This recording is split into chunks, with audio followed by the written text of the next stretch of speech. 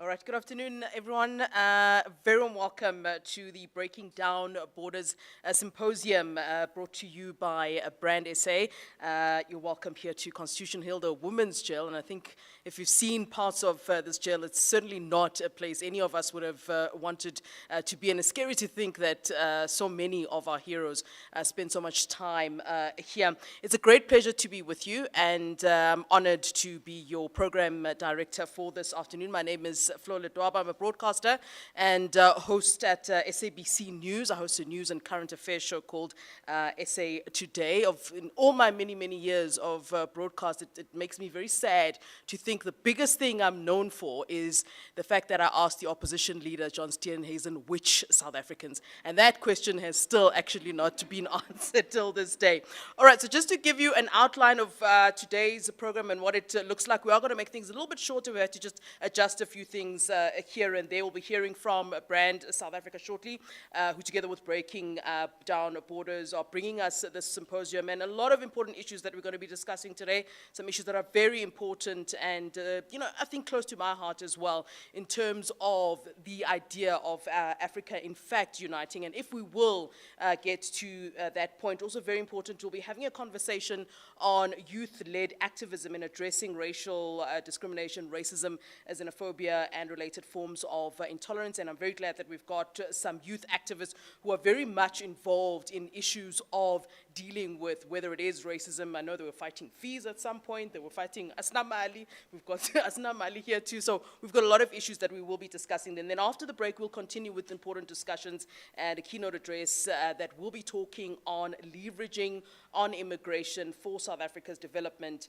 and enhanced brand image, which is certainly very important for us as South Africa. I mean, we are called the big brother of Africa, and certainly these discussions need to come into conversation in terms of how we leverage on that instead of what we see, which are these xenophobic attacks and xenophobic rhetoric that we keep hearing about. So these conversations are certainly very important for us to be having. All right, and I'll have the pleasure then to welcome on stage Lerato Legodi, representing Brand South Africa. They are, of course, our hosts then this afternoon to officially welcome us and certainly to deliver the opening address then for us. She's the Strategic Relationship Manager for Brand SA. Lerato, if you could come up, please.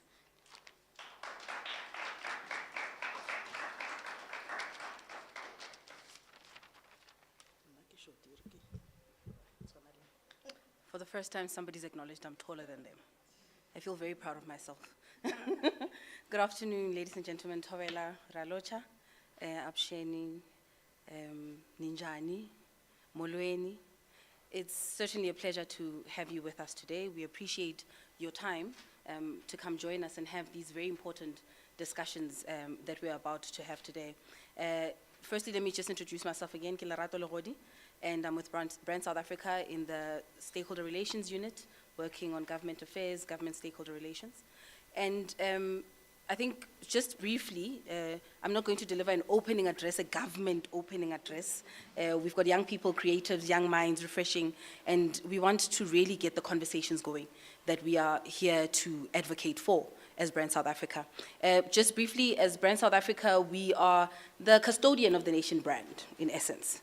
And as we always tell people, how we do our job is two-pronged, really. On an international perspective and on a national perspective. Internationally, we really position the country and package messaging around the country so that we are appealing and we can get investment internally.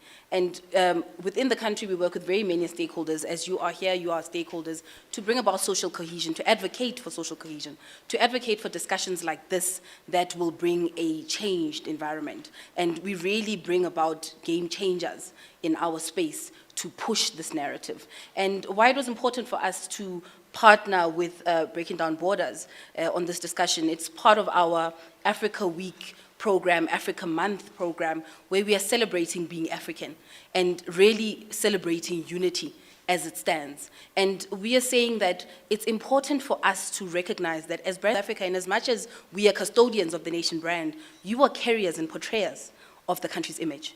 And every individual has that responsibility to carry the country in a way that will then assist us to package messaging around the country and position it positively. So as we are going to speak today about tolerance, about immigration, about uniting as Africans, about building collaborations as Africans, it's important that we remember the positives of us as an African people. As Africans, we have resilience. As Africans, we are a positive people. We have a positive spirit. And, you know, we face so many things that go on in Africa. The one thing that we cannot do is then change what we are built to be. And that is us being built to advance our narrative.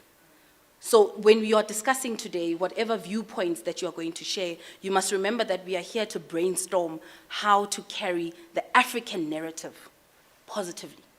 Not only to be seen outside, but first to see ourselves. Because it starts with us recognizing us as a people. Us then building those collaborations moving forward. And I'm hoping that we can move away from this space, having started to work together, having shared ideas on what can we do in our different corners to bring about a difference. How do we as young people encourage others to come together and really build a sense of tolerance for the other? Because the space that we are in is quite a vibrant space, and that houses Africa in itself. There are so many different people in the space. Constitution Hill is such a wonderful space for creatives that houses young people from very many different countries. And we had the pleasure of meeting many of them. This week, we had our Africa Week program here at Con Hill. We met people that are doing amazing things and that are thriving to tell the African story. And that is the only thing we know, the African story. And it's just for us to cultivate that African story. And we cannot share a one-sided African story. Our African story is South African, it's Mozambican, it's Angolan, it's Ghanaian, it's Kenyan. It's everything that we encompass as a people. So we really do, as Brand South Africa, hope that you will engage, you will interact with this topic, you will interact with our panelists, ask the relevant questions, because what we want to take away here is insights that will help us positively package this messaging around South Africans, this messaging around young South Africans, young Africans that want to do better for the continent. Because we are carriers of our narrative, and we have to develop ways that we can portray it positively. Thank you very much.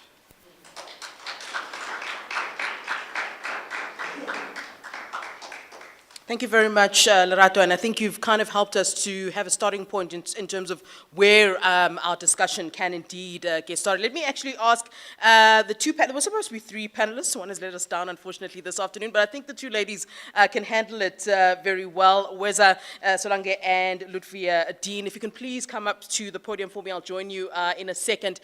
Just to let you know that we will be having this as a sort of open discussion. As Rato did mention, it's not just the three of us in a one-way conversation there. I don't know, sound, if you could possibly just, walk around with maybe this roving mic or something so that when there are pointers and questions that need to be asked, we'd then be able to do so. So please, we'd love interaction from you guys and those of you that are sitting here with us today so that we can actually just have a very broad and open conversation. As Lerato did mention, this is a solution-based sort of conversation. Yes, sure, we are going to talk about the problems. I'll certainly raise some of the issues. I mean, we talk about xenophobia, but, it's always important to hear from those who feel that they have feelings of xenophobia. Why are you xenophobic? Why do you believe that, our brothers and sisters from Africa are here to take jobs, to commit crimes? Why is that the sense? Because I think that really is what drives these xenophobic sentiments. So it is an important conversation, so please indeed take part in it. I'm just going to join the panel. Let me move, try not to fall while I'm doing that. So let me just welcome my panelists then this afternoon. Let me introduce them for you then. We have there Weza Solange, who is a film and TV producer. She's an actress too, an activist, and that's why you're here, of course. And also, notable achievement is that she was nominated as a finalist in the Nigerian Broadcasters Merit Award for African Broadcaster of the Year.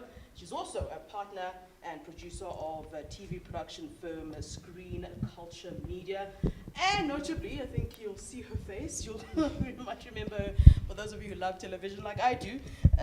She's a former Big Brother Africa housemate. You were kicked out, weren't you? I was a good girl. Was it for your activism? It was absolutely. All right, and then we also have Lutvia, who is a youth activist. So if you remember, I was talking about the Asna Mali protests, and they are the people who made us as journalists, who are no longer as fit as they are, run up hills and march with them. And yeah, so she's one of those that was behind those particular protests. Sound, you're letting me down. She holds a bachelor's degree in political studies, international relations from the University of Witwatersrand. And she's a policy advisor in education advocacy for the All Africa Student Union. Please, can you give my panelists a round of applause? All right, so of course, as mentioned, the topic that we are discussing then today with my youth activists, as I'll refer them to, is of course addressing youth-led activism, addressing racism, racial discrimination, xenophobia, and related forms of intolerance. And I want to start here.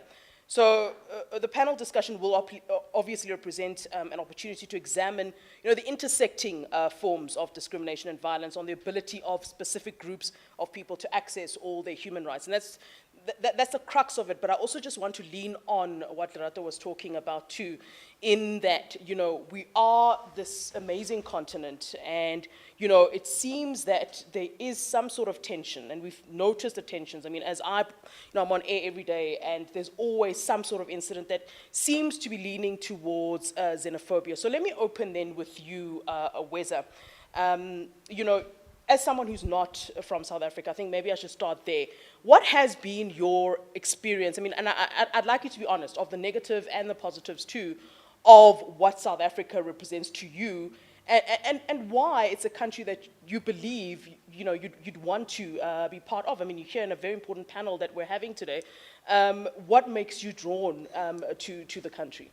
Okay. Hi, everyone. Let me just start off by the fact that I've been in South Africa for about 20 years now, between South Africa and Angola.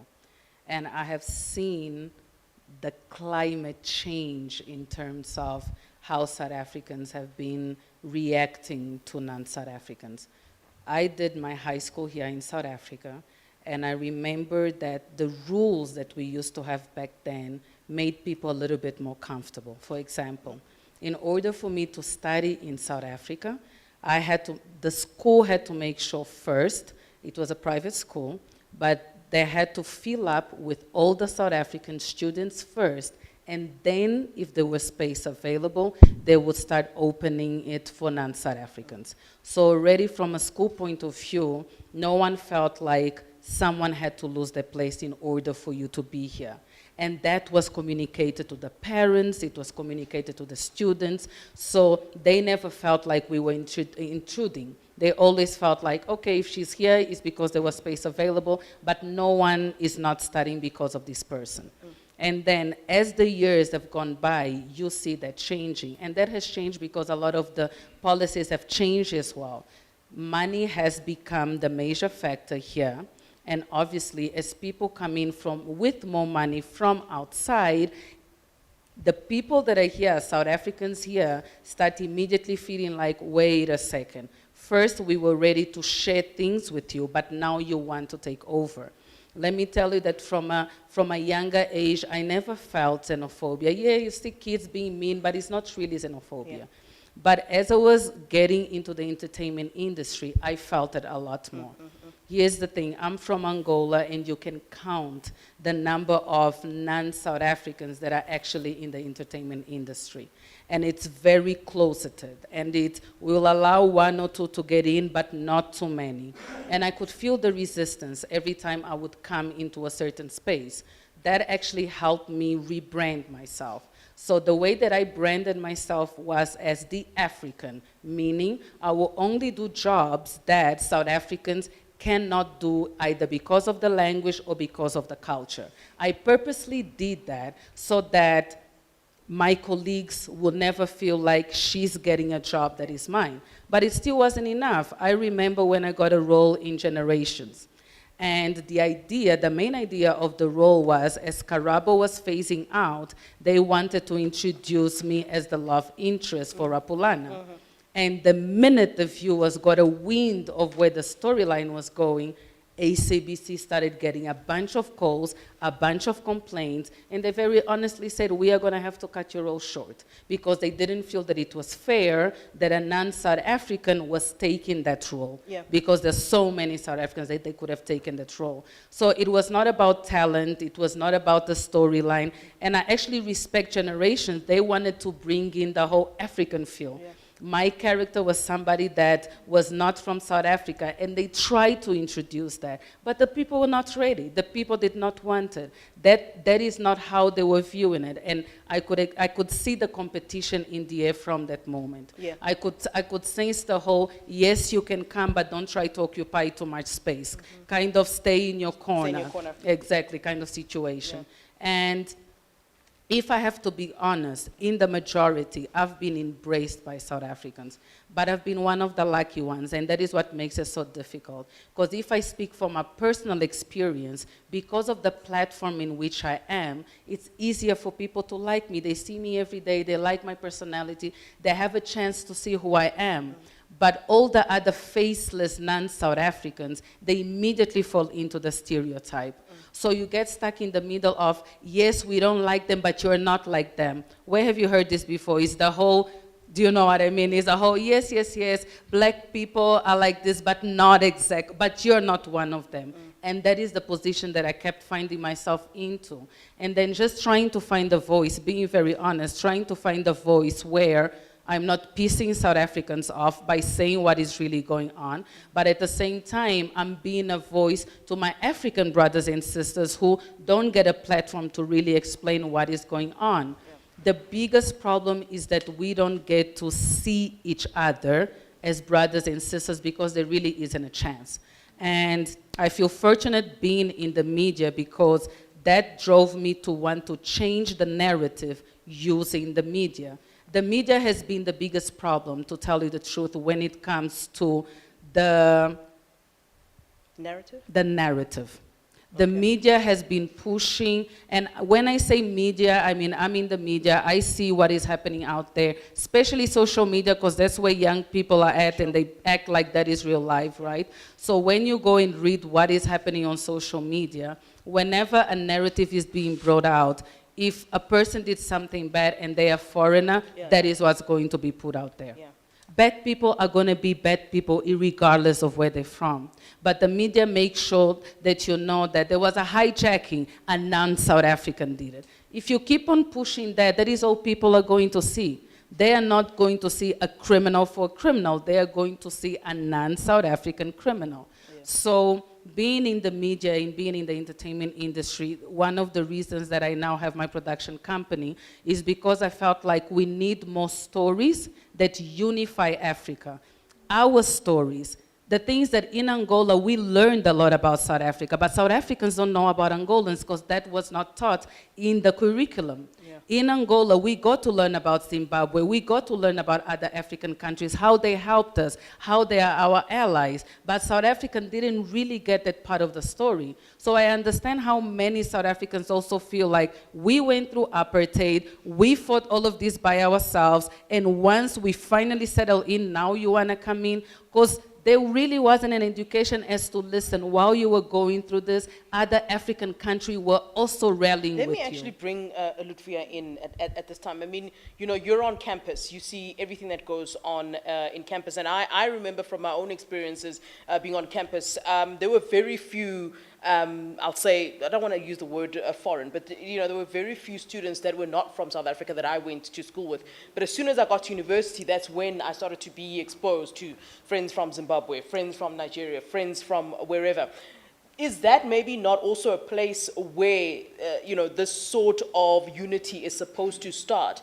Unfortunately, you know, with the older generation, it seems that it's done with them. You know, it's such a difficult process to try and convince, you know, the older South African generation that we are one, we are together. And it's actually quite ironic because they should know more than anyone that, you know, during apartheid, these were, you know, our allies. But surely, and you know, you talk about the curriculum, it not being there in the curriculum. Is that the state of affairs? I mean, is that what you get a sense of? Because I found when I was in varsity, it was the hardest place to, you know, be xenophobic or push any sort of xenophobic narrative. And also goes with higher education. You start to be less xenophobic and more accepting of everyone. What are your views on that? All right, thank you so much. I'm glad that we brought up curriculum because that's a very close part to my advocacy and what I push for. I actually just returned from an international engagement with the European Council. And they had invited activists from all parts of the globe. When I got there, I was part of the pedagogical team of organizers. And when I got there, to my shock, there were only 2 African representatives. And it really stood out to me, and I made sure that we had an impact as 3 activists from Africa, because you were sitting in a room of 30 participants, majority European, Spanish, British, you know. And when you enter spaces like that, you realize that it's our divide in itself that does not allow us to represent ourselves out there. And when we talk about curriculum, there's even a flaw in our curriculum across African countries itself. It's so often put out there in your curriculum itself that it's okay to deny your African brother or sister country their basic human rights. It's okay to not have funding for an international student within a university space. Yep. Till this day, we fought hard within the Fees Must Fall era, my fellow activists that came before me, and then we continued it with our generation in the forms of What's Us in Amali and Your Am I Next, with the patriarchal aspect of what we still see in institutes and out there in the world. I always say that institutes are a microcosm of society. Right. And what we perpetuating within there is ultimately going to go out there into the working world, into the world of our communities, because I always say before a student, I'm also a member of a community. And when we go to universities, there's still this decay of African, I'd like to say, you know, diversity and collaboration. Because like I said, you have your NSFAS, you have your FUNZA, great. Our South African students who are now from your lower income families now have the right to study. But what about those international students? Where do they fall into the funding categories? We don't have enough funding for them. Even with our bursaries in South Africa, there's a lot of requirements that now state you need to be from this country. Where's your residency? How long have you been here for? So we need to analyze that, and the only way to analyze, as I always say, and we had a discussion about this prior, is that the youth has to pick up that baton. Yeah. Everything is the youth. And it's a big, heavy burden on the youth's shoulders, but I've come to a point to realize that if it's not us, then who? And if it's not now, then when? That's really where I wanted to take it in terms of why must it be the youth? Why must every burden of fighting be placed on the youth? If the older generation don't want to fight, let's say, racism, xenophobia, why must it necessarily be placed on the youth? I mean, the argument, you know, some people use June 16, for example, and say, you know, the youth put their bodies forward to fight the oppressive regime and fight being taught in Afrikaans. But why did we have to see the bloodshed of the youth for the point to be put across? Is that not something that, you know, you think about as a youth? I know I was also more, I'll say, more hectic when I was a youth because of the fact that you don't care for repercussions, and you really want to get your point across, and I suppose that's part of it. Now you're older, you get a little bit more careful about things. But is it right? I mean, is it right that you guys have to put your bodies forward to make certain points? I mean, this issue of Asnamali is a fact, and the fact that you had to raise it like that. So I think that, you know, you reach a point in your activism and as people who hold something so dearly to your heart. I mean, we protested firstly in the prime of COVID. At that point, it was a very deadly pandemic with no solutions. And we put our bodies on the line. Same with post-COVID, when we protested again. It was a matter of, I always say that no one can understand a situation better than the person in those shoes. And when you are the youth and you are experiencing racism, Afrophobia, exclusion, gender-based violence, rape, it's up to you. I mean, old people or the older generation, it's so embedded in their minds, the xenophobia. It's so embedded in their minds, the fact that it's okay to decide what happens to a woman's body. I mean, if we look at patriarchy, it also falls part and parcel of Afrophobia and xenophobia. We cannot speak about, you know, patriarchy and dismantling the system without talking about dismantling Afrophobia. I mean, Weza stated that she's had a privilege being the woman she is and the industry she's in, and also it comes into play the role she's played, that she's had an advantage as compared to another person who's from a different African country. So it's very important to realize that these privileges are all intersectional. Yes. And the only way to address intersectionality is conscientization of the mind. Decolonization begins in the mind. And so does any liberation struggle. It's ideological and it's embedded in the mind. And with us in our new generation, we've been pushing an agenda of education, liberation of the mind. So even those who do not get to university, those who do not get to an employment opportunity or an internship, they liberate their minds. And this fight becomes so personal and so close to home that you're willing to put your body on the line. So like I said, it is a heavy burden, but us as the youth, and coming from two organizations that are very big and broad and on the ground, SASCO and ASU, we are willing to. And we're pushing for policy implementation. We're pushing for, restructuring. I mean, if you look at the Youth League right now within ANC itself, because I'm a member of SASCO and the Youth League, we have an alliance. We are pushing for the whole restructuring of ANC at regional level. I have a friend of mine now who's only about 25 years old, and she's running and contesting a region. Everyone thought she was mad. You're a woman, firstly. Secondly, you're 25. And she also has parents who are not from, they're not originally from South Africa, grandparents. Everyone has roots of different diversity. And we have to tackle that and say, the fact is I'm in this country now, and I'm legally here, and we need to dismantle the system. Yeah. Wes, let me bring the question to you with regards to youth activism. We have a youth activist, people that are on the ground, fighting many different issues. What's the importance for you for the youth to get involved in addressing some of these issues? And I'll stick to the issue of xenophobia for now. How important is it to see that youth activism, and are you of the belief, I mean, I'll throw the same question, are you of the belief that it maybe is a heavy burden to be placed on the youth? I do believe it is a heavy burden to be placed on the youth, but this has been happening since your June 16, like you're explaining. I've seen this happening where every couple of years, the youth gets tired, you start seeing the consequences of your actions, and now you just leave it unto the next generation. And that is what worries me. It worries me that it feels like the burden keeps being passed down from generation to generation, but there's not a lot of actual change that is happening. The idea of having the youth at the forefront is because we always see the youth as these are going to be the future leaders. But let's take the same reasoning to the past youth, to the ones that were doing this a couple of years ago. Yeah. What happened to them? Where is their mindset at? Did they change at all? Because they are supposed to be today's leaders.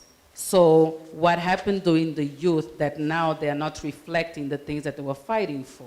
And that is my biggest worry. My biggest worry is that if we don't start finding solutions at the root, not the effect, but the root cause, you are going to have the youth, just like you, coming with all your energy, putting your body on the line, and after a few years, you get tired, you get discouraged, and you throw the baton onto the next people. And I want to throw the question to the audience. I don't know if you're prepared to partake in this point, but I'd really like to find out, we're talking about resources. One of the things that people use to justify, xenophobic sentiment is that, look, this is a fight for resources. We don't have much. And as soon as, you give the example of the role that you were to play in generations, there's a South African actress going, excuse me, that's actually not fair. Is it really about a loss of resources? Are we being honest when we're saying that we're actually just fighting resources? Or is there something else that's behind these xenophobic sentiments? Is there anyone who'd like to maybe engage on that particular point? Nobody wants to participate. All right, okay, it's fine. You have to put your hands there. Yeah. My name is Balu from Mozambique. Similar to Weza, my first stint in South Africa was 95 till 2011. Then I went for 10 years, came back last year, 2021. I sort of felt the entire transition from that freshly liberated South Africa to a hugely, I wouldn't say xenophobic, but there's a lot of hatred, there's a lot of violence, there's a lot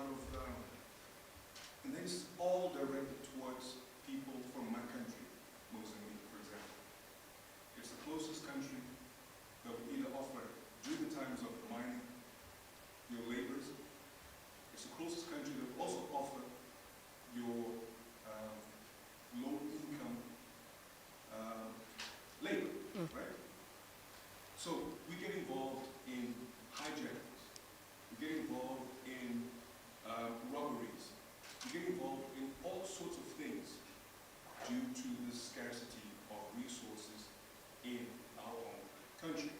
I'm not condoning these acts, but it's a reality that they get more reeled in easily because we're just around the corner. Yeah. Now, how does that translate into, okay, like Wes said earlier, it's a criminal activity from a criminal person, not from a Mozambican. You have Mozambicans, Nigerians, Zimbabweans. Every single nation has its pool of non-forward progressive people.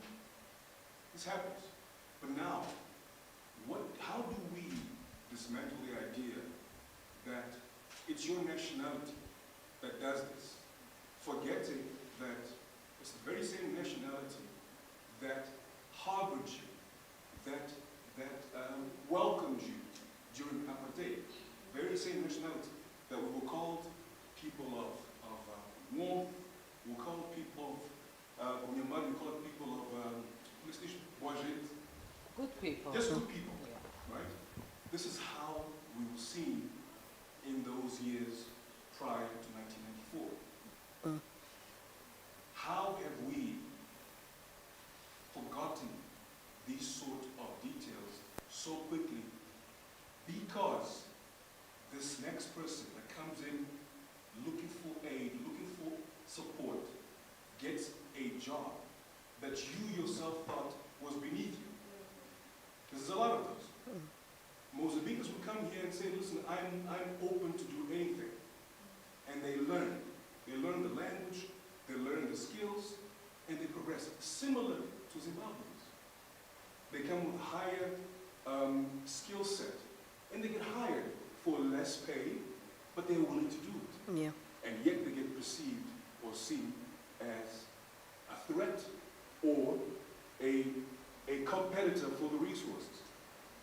It's time for us to start thinking about the entitlement that has come with the liberation in '94. It's not just because you were born in this country, that you were part of the struggle, that you were entitled to certain things without working for or without the right attitude towards them. So the argument that I often hear when we're talking about, I'll use this fact, breaking down borders. You know, there's always this conversation around we should open our borders and you know, let our African brothers and sisters in the country. Some people are saying, you know, it's fine to open the borders. But the problem is that it seems as though a lot of our African brothers and sisters are influxing South Africa, and that you don't see as many South Africans getting opportunities or being able to, say, work in Zimbabwe, work in Nigeria, work in Mozambique. And we may argue that point, but it is a point, and it is understandable from those who are trying to push that particular narrative. I don't know if you want to carry on taking that, you know, that particular point on, or if there's anyone else who wants to maybe add to it. Yes, sure. Hi guys, my name is Tani Kamila. Hi, Tani. I think, yes, there is like a lack of resources in South Africa, but, a huge but, I think we should also look at this in a perspective of the entertainment industry and how they perceive people from other countries, like people in Africa besides South Africa. How they write the narrative about other countries is either they're represented as drug dealers or anything, but nothing good about them, but everything about them is always a criminal, right? So that thing, it has been, I believe it has been implanted in like the minds of South Africans, believing that each and every person who's African, when they come in here, it's about them trying to take jobs from them. But if you look at how they write narratives about people that come from UK and America, it's a different thing. They actually celebrate them when they're working with them in their workplace. But when it's an African person, they are like telling them that you are taking my job. But if it's an American or a person who comes from, I don't know, like Europe. what they will tell them is that they will celebrate them and they will want to learn. So I think everything about that, it's not even about the lack of resources, but it's about the mindset that we have as South Yeah. Africans. And that's such a perfect point, in fact, and I think that's maybe something that we then also need to discuss and be honest with ourselves. I mean, is it a point of, do we bring in the issue of self-hate here? If we look at it, we don't speak about the Chinese. There's many Chinese nationals here in South Africa. They've even opened, I don't know how many China malls. As you say, there's many Europeans. And why is it that when we're talking about resources, or even on the other side of it, when we're talking about crime, there are very many, and I don't want to name the countries, but there are very many Eastern European people here who are actually even bigger drug dealers, more than, I know we used Nigerians as an example, but even more than the Nigerians. But for some reason, we point out crimes and the stealing of jobs as, from our own, from fellow Africans.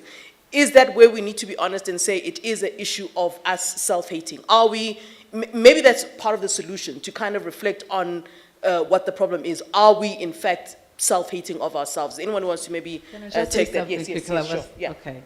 When it comes to South Africans working outside of South Africa, you should actually pay attention as to who are the people that are complaining about the lack of resources. Yeah. It is mainly black people, right? Why are the white people quiet? If you go to major companies in Angola, whenever there is a huge workforce from South Africa, it's all white people. That's very If you see the flights leaving Cape Town to Angola 3 times per week, they are full to the brink. All South Africans going to work in Angola, 95% white people. And they are getting the bigger positions. Listen, Angolans are also complaining. They also have the whole, why are you hiring someone from outside to pay more than us when we have the skills? Oh, why don't you bring But this why are they person? getting those jobs? Then we need to question that again. Exactly. Why is it? Is it an issue I can't give it? Is it that we are not It is a tapping into self-hate. resources? It's a Or self-hate a that you were case talking of it's the about. Europeans who can do the better job, or it's the Chinese who can do a better job than our own? Maybe that's where the problem is. The moment, and that is the thing about African people, the moment that you are white, we are still very much enslaved. The moment you are white, even if you don't have the same skill, they're immediately viewed as being better. If I get a white South African and a black South African to go work in one of those Anglo-American companies in Angola, the white South African is going to be earning at least 3 times as more, even though they have the same qualifications. And it's a black Angolan that is making that decision. And then just to add at that point, she actually covered a lot that I was going to say. It's back to, like I said, the colonization of the mindset. So if we're always going to look at whiteness or the capitalist system as superior and trying to assimilate to that system, the same way Wiza spoke about having to try and be a part of something, to fit in, it's never going to work. We need to dismantle that mindset, like I said, and actually build multilateral and bilateral relations with African countries itself. I also like to call on the fact that what is African Union doing? When we look at the European Union, something I noticed in their structures is that they are so collaborative and together. I mean, even now, if you look at the Ukraine situation, bringing it back to something that's currently happening, why are they winning at what they're doing, their policies, their implementations? It's because they work together. Whereas we have an African Union that's split, our policies are divided, our governments are collapsing one by one, and then we talk about the fact that there's something called anarchy. There is no government above a government. That's why we have unions and member states as part of these unions. Yeah. But if your African Union is also part of a corrupt and a system of decay, when do we then start actually having solutions and problem solving? The trade of South Africa with every other African country amounts to about a lousy 2% or 3%. And then you have the amount of refugees in Southern Africa itself that come to South Africa at about 9 out of 10, which is about 23 million to 25. And this was stats about prior to COVID that I had searched on. So if we're looking at those numbers, and we now go post-COVID and there's a drastic increase, where are we? Yeah. And what is our call? That's why I say again, youth organizations and policy change and actually restructuring your government systems, which is something I spoke about. So Wizal highlighted that the youth will keep fighting tirelessly, and then we'll have a new generation of youth. So you have your 2014 Peace Must Fall movement. Then you have your 2019 Bits Asina Mali, and it goes on and on. But that's why now, as the youth, we are saying, let's restructure. Let's take government, let's take your different sectors, your labor organizations, your youth empowerment organizations, incubate, create hubs. In that way, we also create employment. And I think we need to also stop outsourcing our talents and skills to nationalized companies that invest in us and start saying, what are the fellow African companies offering? Yeah. What are the resources, what are the labor, and what are the capital that we can bring? And from there, in these constructive organizations, and applying pressure on the African Union, like I said, Yeah. it's where we can start. It's a starting point. So I like that you've raised some of the, where exactly we can begin to tackle this. But the problem is, I think, maybe in that these are long-term solutions. I mean, talking to the African Union, restructuring government systems, these things take such a long time. And I want to throw it back to the audience in terms of where do we begin now as us? We've identified, I'm going to assume we agree that the root of the problem is the fact that there is an element of self-hate. And as Lutfi put it as well, that there is that, colonization of the mindset, which is what makes us to be so self-hating of ourselves. So where do we begin in terms of ourselves as people in our day-to-day sort of lives, change our own narratives? I don't know if anyone wants to. You started quite well with it, so I'm going to put it to you actually there. Yeah, sure. And I'd like a South African also, please. You also had. I just would like to contest a little bit of that, the colonization of the mindset as part of one of the root causes of this. Because in '95, this is a very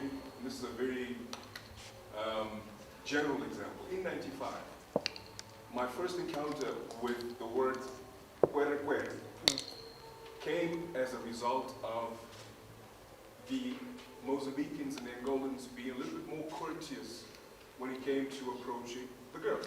This is stand 5 I'm talking about.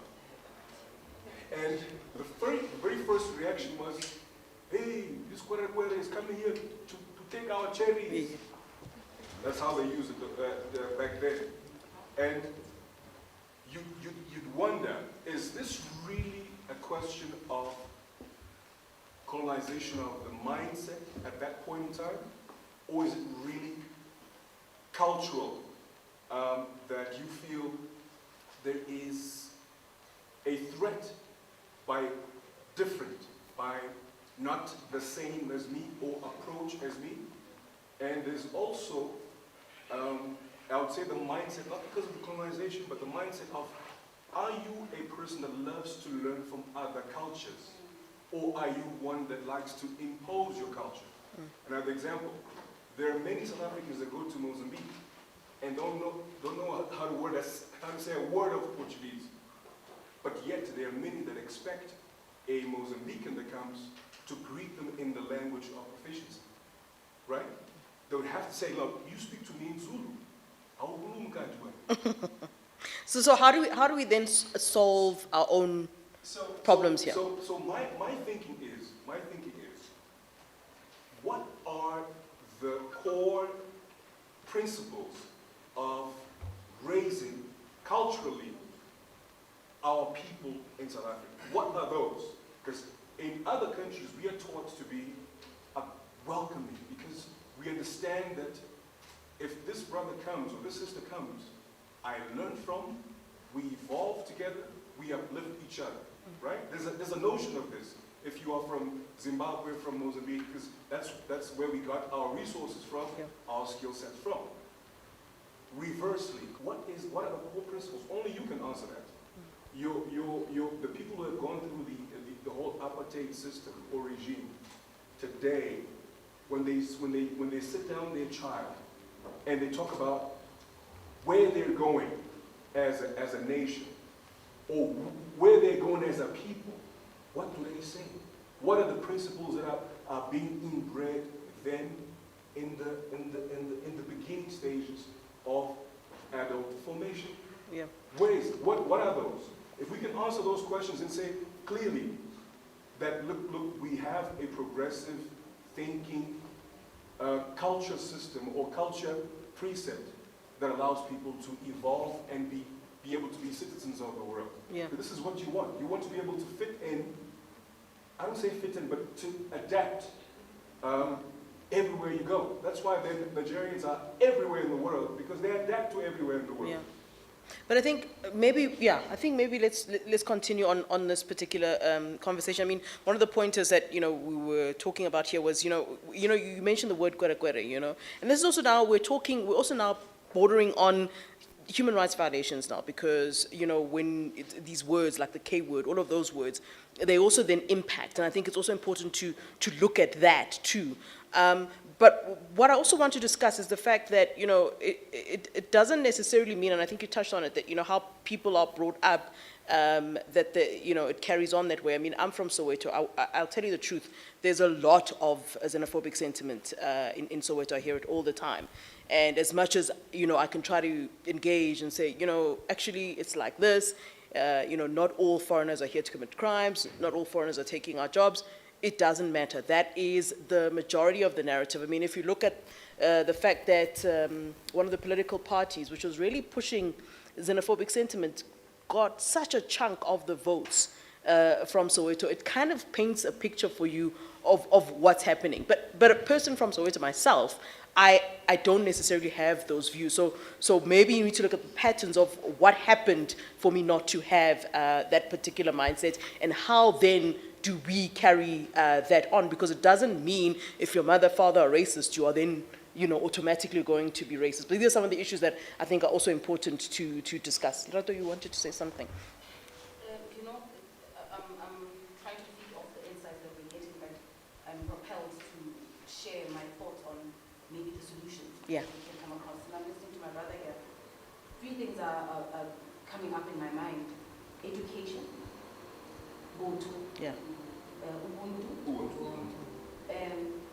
And purpose. Because I'm a big believer that behavior is taught. Education starts very early on. As we say, you bend a piece of metal while it's still hot, Yes. because it's bendable at that point. Many of how we assimilate, it's assimilation. We do as we are taught. And I feel, for me, is it not time to then try to bring about in our education systems teachings about Africa? Yeah. If we bring about subject lines that speak about Africans, Americans do it. Isn't it funny how you go to American universities and they've been taught about African politics? I'm a product of this university. Yeah. I have not heard of a course of African politics. I think. did international relations, I did political studies. Yeah. But African politics is not something that we specialize in advocating for in Africa. But it also seems as though it's something that's unimportant. I was questioning, at my son's school, you have this curriculum of history, and when you are talking about Africa, there's this small chunk, and guess who talks about Mandela and Tutu? And it talks about World War I and II, Yeah, like majority but of the time. they will, Yeah. but everything else. This is why I'm saying, unfortunately, when you're saying earlier, why is it the youth that has put forward to fight these battles? It's still, the metal is still bendable at this point, and unfortunately that's where we look into. Yeah. And if we bring about African politics, or educate our children from an early age about Africa itself, they get to learn about themselves and their origins. And And therefore, they cannot look to the next African brother, African sister. Yes. As, we have our Africans here. I'm South African, yet I have my African years. Where are we? You know what I mean? And for me, the purpose part is us developing a South African purpose, an Angolan purpose, a Mozambican purpose, and sitting together and developing our African purpose. Yeah. Because if we as a nation have not developed where we want to go, or we don't have the end in mind, we cannot then integrate. But are we then interrupted, and it's a terrible way to put it, are we then interrupted by the European aspect, the Chinese aspect? I mean, she raises a point that I didn't know myself, that, if you're flying to Mozambique, South Africans, there are South Africans in there, but the majority are not black. If there was a situation where we are forced to do business with each other. We are forced to interact with each other. Would that not be some sort of a solution? Because part of what's causing us to self-hate is that we're also not interacting very much with each other. We're not doing business with each other. I mean, I'd love to see Brand SA all over Africa. I mean, is that also maybe a way to put it, and maybe I should put it in a better way, but are we being interrupted by other forces? I'll tell you this. When the roots are solid, there's no need to fear the wind. So if you solidify self, if you know self, typical example, I'm not going to, I know it's a bit controversial and I'm not providing a solution to the problem. Talk about bullying, for example. My daughter yesterday was telling me about a situation at school. She's wearing a belt on her pants and her friends were laughing at her because they're not wearing belts. And I said to her, know why you are doing it and know what it feels like to you. This is my purpose. I'm wearing it because. Therefore, whatever anyone says, you know why you are doing this. So that's why I'm saying let's solidify our roots first, so that when the European winds and other winds come, they are not shaking us. Because as South Africans, as Angolans, as Ugandans, as Africans, we are solid in our convictions. Therefore, whatever else comes, we look to self first for solutions. No one can bring us African solutions to African problems when we are Africans here.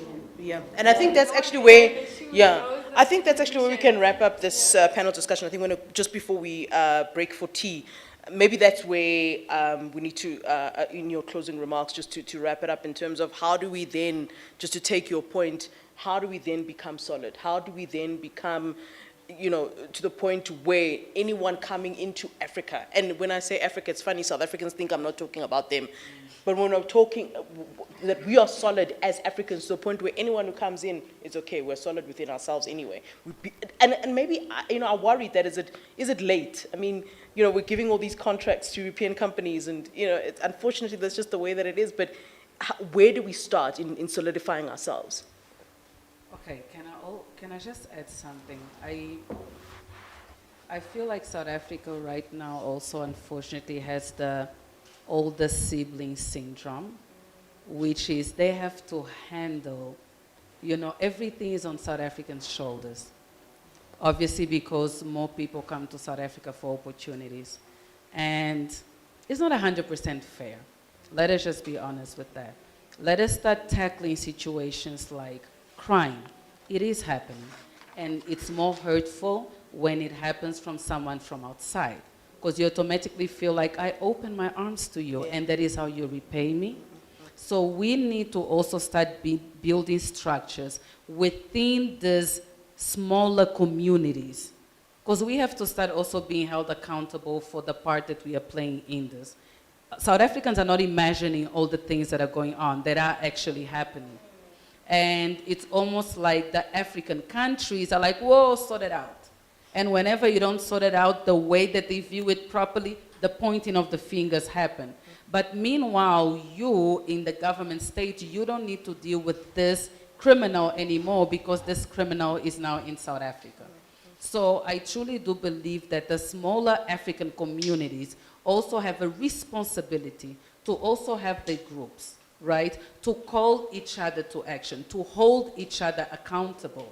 Because it's not fair that South Africa has to now solve all the issues, because there are still South African issues as well. That is why it feels like it's too much of a burden to bear.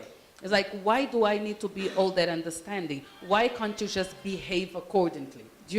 Like some people are gonna say that. And I truly do believe that our own embassies, we also have to start forming groups within South Africa, holding each other accountable, being able to call each other to order, having connections back to our countries, policies. I love that you're always talking about policies. How do we get people back into the country? Like they do it in the US. In the US, if you're there as a resident, get arrested, back to your country. But what happens here? You get arrested, you serve jail time, and you are still here. And let us not forget that the reason that there is such an influx is because the corruption is starting from your immigration borders, from your home affairs department. So these are certain issues that no matter how well we organize ourselves, they are on a higher level. things will continue to come. And that is where the young people for me come in. If young people are holding these positions of power with the understanding and the knowledge, and hopefully a non-corruptible heart, you know, so that they don't just substitute and do exactly what the former people are doing. If the young people can get into these positions from now, is there an age limit? I mean, no, I want to know in terms, how young can they be in order to start taking this position? Your youth until 35. Yeah, you're Okay. 35. I want to know how young we can get them in already. So within us, we have structures that are like for you until you're 18, then from 18 up until 35. Okay. And then from there, you're not used. Can a 22-year-old be in Home Affairs? Can a 22, 23-year-old be the head of the Minister of Home Affairs or something like that? We really wish we've got 80-year-olds that are ministers. Because they're doing it in Rwanda. They're assigning, you know, It's a younger good point, people yeah. into these positions of power. Yeah. So Luffy, I think just to wrap up the conversation then also, picking up from what Rato was saying there in terms of solidifying ourselves, I think you've spoken quite a bit on that, very important points there. What do you believe is the starting point in terms of getting to that point where we do solidify ourselves as Africans? So I have elaborated quite a bit on some solutions, and in as much as you say they're long term, I'm happy to say that as part of two organizations that are pushing a broad range of informative sessions, in engagements and policy amendments, we've started, and I think that's amazing, and we need to continue the work. And then in terms of I like how Weza touched on the immigration systems. We need to actually start ensuring that we have, and we're pushing towards this as ASU as well, we need to have a collective discussion with African states discussing the immigration system. So what are our systems? Because you must also recall we inherited a lot of colonized or apartheid systems that were already flawed in itself. So what are we creating now and restructuring in these immigration systems to ensure that it's effective? I mean, in South Africa alone, currently we have 17 visas available. Very problematic. Where do we draw the lines? What visas and what are they for, and how long do they last? Secondly, the justice system and your police system. Where is the justice served? Especially for women and children. A lot of the people left in the sidelines, women and children, and those are the people who end up staying illegally as immigrants in search for better life, in search to just live. Like I said, we cannot talk about ensuring the lack of xenophobia and Afrophobia without the emancipation of women and children. My third factor is mostly to say we need to ensure that we now start having discussions regarding trade. We need to move that 3% up. We need to ensure that our trade liberalization across borders within our continent itself is free. So what are we doing to make sure the markets have less pull and push factors? And continue pushing for the youth, continue investing in the youth. And as youth, let's educate. Out of school, informal education is a very important factor. And like I said, everybody sitting in this room, whatever career you're in, wherever you come from, you're a member of a community before your occupation. What are you doing in your community to change that mindset, to implement, a sense of I am African and you are African, and what are we doing legally so, and in long-lasting policy level, to ensure that as Africa we have great representation against our Western powers, against those who have dominated us for years. All right. I'd like to thank my panelists, Weza, Sonange, and Lutfia Dean. Please give them a round of applause. We're going to continue with these conversations, but I think for now, if we can just break for tea, I think if you need the loo or whatever it is to refresh, we'll be having more conversations. I see some of my panelists already here, then the next round, and then we'll wrap it up at that time. So let's take about 15 minutes just to get refreshments and do what you need to do. Thank you so much. Thank you.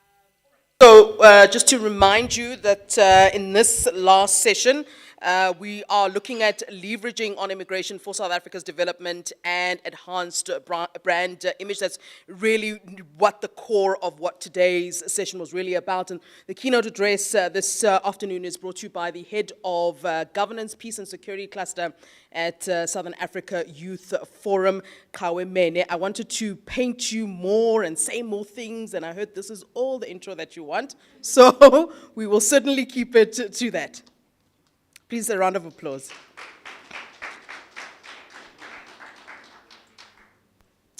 Thank you so much. Good afternoon, everybody. My name is Kawega Mene. Sorry, I'm just trying to position the microphone so that it does not drop on my computer. I think I'll be okay. Okay, that's fine. Thank you. So, ladies and gentlemen, it is a privilege for me to be here today, engaging with my fellow South Africans. Very often when we have these discussions, we're not having them with citizens from South Africa.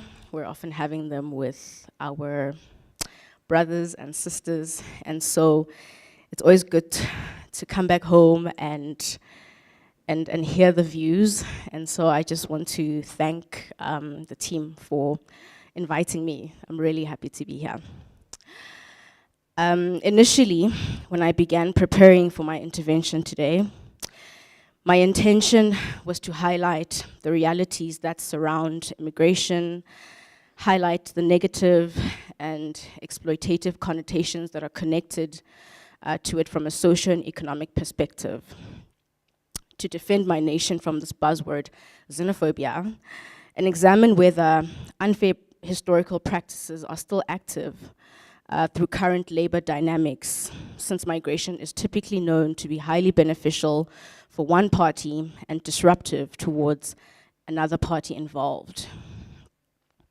But instead, my mind took me in another direction, towards a process of evaluation, where I truly unpacked my role and position on the topic which we are gathered here to discuss today.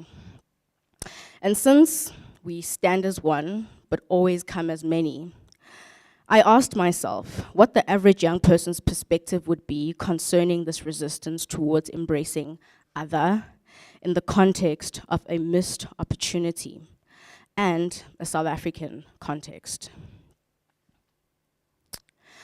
I could not help but refer back to the founding principles of the post-colonial Africa and the renewed idea of what Africa should embody. And as a young person whose perspective on life is informed by these principles, I really had to remove myself from the technical aspects of this topic and highlight that for the average young person, the notion of integration on any level is understood to be an elitist concept. That the ignorance around the currency and diversity is informed by the average person's lived experience, and that the task on us sitting here in this room is bigger than what we actually think it is. H.P. Lovecraft once said, "The oldest and strongest emotion of mankind is fear. And the oldest and strongest kind of fear is the fear of the unknown." The work that we do on a regional level has exposed me to various lived realities and intricacies that have showcased a shortfall in young people's ability to embark on a journey of self-mastery and awareness. Our various consultative processes have demonstrated the fact that the youth, who are the majority, and the future of this continent, live with a sense of disappointment and detachment from the world in which they have inherited. They perceive their agency as insignificant, mute, and pointless. The process of transformation in which we are undergoing as a country and a continent is blessed in various ways. This can be exemplified through the various frameworks at continental level that endorse our efforts, such as the African Union Youth Charter, our newly adopted African Union Transitional Justice Policy, the UN SR 2250 on youth, peace and security. On a more pressing economical level, the newly adopted African Continental Free Trade Agreement, and all other supporting frameworks that assist us and validate our strides towards unity and sustainable development. But as encouraging as this is, it does not always translate to everyday living. Matt Kuhn also once said, people can only meet you as deeply as they've met themselves. And where our country is concerned, where our youth are concerned, those well-meaning correction measures stand alone very often because those responsible for bringing these written intentions to practice do not believe that they are capable of working together to accomplish these ambitious tasks. They do not feel affirmed and part of the African dream. We live in a continent that is looming with endless possibility. We have noteworthy efforts that have been made to unlearn these divisive acts from the past, which were imposed on us, if we were to be honest. We are now independent, but those who reside in this continent do not identify with strategic practices that align with us harnessing the opportunity that diversity brings in order to cultivate something meaningful in this post-colonial era. We are a work in progress. To conclude, the world has recorded a total number of 140, World Atlas has recorded a total number of 140 African citizens who reside in the diaspora to date. What this simply means is that nations that are perceived to be developed understand the power of skill sharing and understand the value of immigration and the value of channeling various skills into integral developmental processes. They understand what that holds. What it also means is that these nations do not perceive what African citizens have to offer as inferior, that the way Africans perceive themselves. And that we need to begin to own our power as young Africans and commit towards assisting one another to deepen our self-awareness and understanding of the advantageous position we are in generationally. This involves outsmarting the challenges. We have to do the work. We have to be positive. We have to be optimistic. We have to engage. We have to do the research. We cannot sit and say, the AU doesn't do this, the AU doesn't do that. We must engage them until they do something. But we need to conduct ourselves accordingly. We can't be brats, we can't be Generation Z. We need to work, we need to aspire. And, sorry, I need to find my place. So this involves outsmarting the challenges that permeate in the youth's mental space so that their perception around their capabilities shifts towards understanding the fact that there is a power that lies in being able to integrate and share strengths. There is more to be gained by plowing into the bigger picture and recognizing the fact that integration is an instrument for development. That by virtue of our population numbers as young people, our voice is the loudest, and that we are fortunate to be guided by frameworks and principles that continue to steer us towards a fruitful journey. Of transformation on a national and continental level.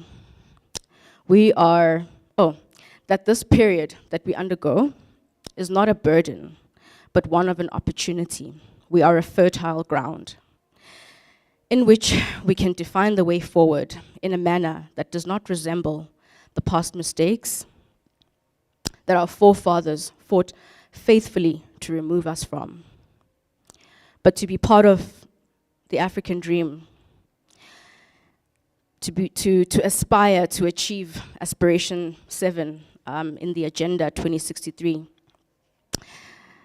which is a strong Africa, a united Africa, a resilient and influential global player and partner. So again, I thank my peers who are here today. I've enjoyed hearing your insights, and I look forward to the upcoming panel lists who have to unpack ways to really achieve skill sharing and to leverage strengths and to use our differences, you know, to unite, but to cultivate something sustainable. So thank you so much. Thank you.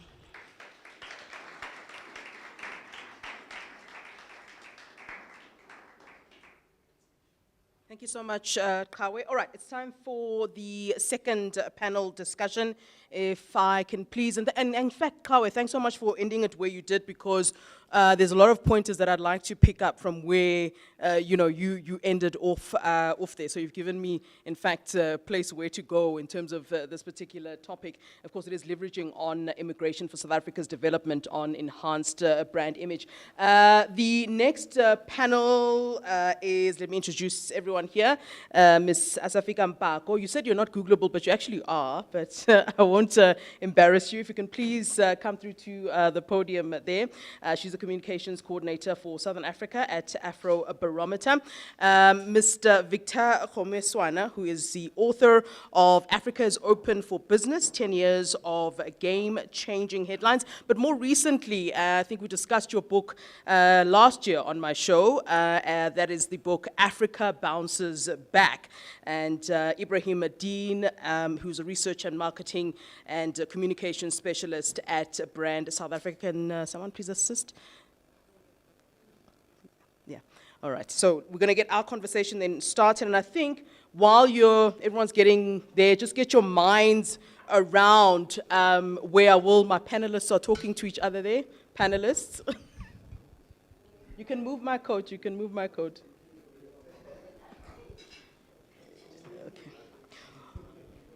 All right, so we'll start the conversation on exploring really the interface between racial discrimination, intolerance, and xenophobia in the context of refugee public participation and empowerment. I think that's a perfect place where we can start our conversation then. Mr. Ibrahim Dean, let me start the conversation then with you at this point. I mean, where do you think that we can start in terms of exploring that sort of interface between that of racial discrimination, intolerance, and xenophobia in the context of refugee public participation and empowerment? Thanks for having me. So I think in looking at refugees, immigration, brand image, development, those issues, I think a key factor driving this, or that we need to look at more deeply. One is narrative, and two is actual factual-based evidence. And I think that's one of the issues that we're forgetting.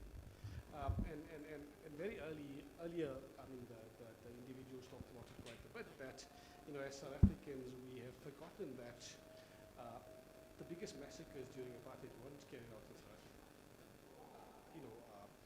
Chatakwera in Angola was, and the Kasanga in Zambia were far bigger than Boykotoga and South. There was 5 times more Angolan killed by South African back to UNITA rebels between 1980 and 1985 than during the whole of apartheid itself, the whole 46 years. And so I think that has meant that many have forgotten that actually the struggle and South Africans, our freedom in itself is Africa's is a result of Africa's struggle more than just our struggle.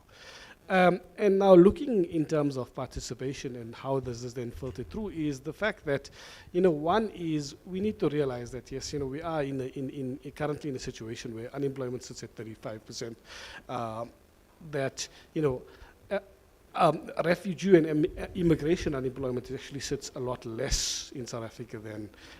So we have to deal with these realities, but also the narrative. And I think they talk about the fact that we don't really have enough information, and we're not provided the correct information on refugee and immigration on the country itself. The fact that the OECD undertook a study on immigration and refugees in South Africa, which showed that, for example, they contribute around 9% to South Africa's GDP. South Africa's GDP, for example, has increased by 5% because of immigration itself, and that generally immigrants pay higher taxes than South Africans. 17% and 27% more higher taxes in all situations. So, immigration and refugee issues are integrally in allowing for a rejuvenation in the sense of the country's economy. And I think we need to start off in terms of participation. When we're looking specifically at involving refugees, we need, policies are good, but we need implementation. And implementation needs to be carried out at a much more local level rather than a very national level. And we've talked about changing the narrative, changing the educational curriculum, which I think is a big issue. But also I think we need to go to places where these talks don't go to. The HSRC in 2019 had a study looking at xenophobia, which I'm glad everyone was actually using xenophobia and Afrophobia instead of trying to step through the,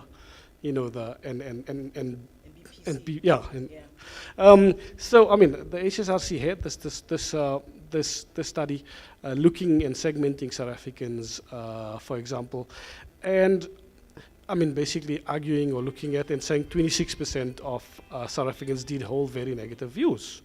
And we're seeing this also in our research, as Brand South Africa, because we look at, one, the national stuff, the national issues in terms of reputation, but also domestically at how South Africans view and what South Africans view. Yeah. And in this current situation of economic unopportunity, in the sense of lack of economic opportunity, but coupled with the fact that institutions aren't working as well, that people have begun taking things into their own hands. And so, for example, only 41% of surveyed individuals in March in a survey that we run basically expressed confidence in Home Affairs. For less than 50% of them, less than 10% of them said that government could actually provide, that they have faith in government providing jobs. Let me actually bring you in, Victor. In your books, interestingly, you take a very positive view on where we are in Africa, where we're going in Africa, and obviously as a result, South Africa. You talk about Africa rising. We talk about Africa rising, but you speak of Africa bouncing back. Are either of those two happening? And I want to link it to what Mr. Ibrahim is saying in terms of we're struggling really with, the basics now. He mentioned grappling with issues, immigration issues, for example, which to me are really the basics. Are we then able to really talk about an Africa that is bouncing back if we can't even get the basics right? Thank you. Africa is a very diversified continent. So people like myself, who are self-proclaimed Afro-optimists, choose to look at the positive because of many reasons. But one of the most compelling reasons I do that is that Africa is all I have. I don't have a Scottish passport. I can't decide, no, I'll move back to France where my ancestors came from. But also because I've seen Africa being resilient. Just think about what Africa has been through. You'll understand why bouncing back, in my words, is nothing new. Slave trade, colonial oppression, civil wars, diseases of all kinds, literally being raped of its resources. Do you know that the DRC as big a country as it is, was once the personal property of King Leopold Yeah. of Belgium.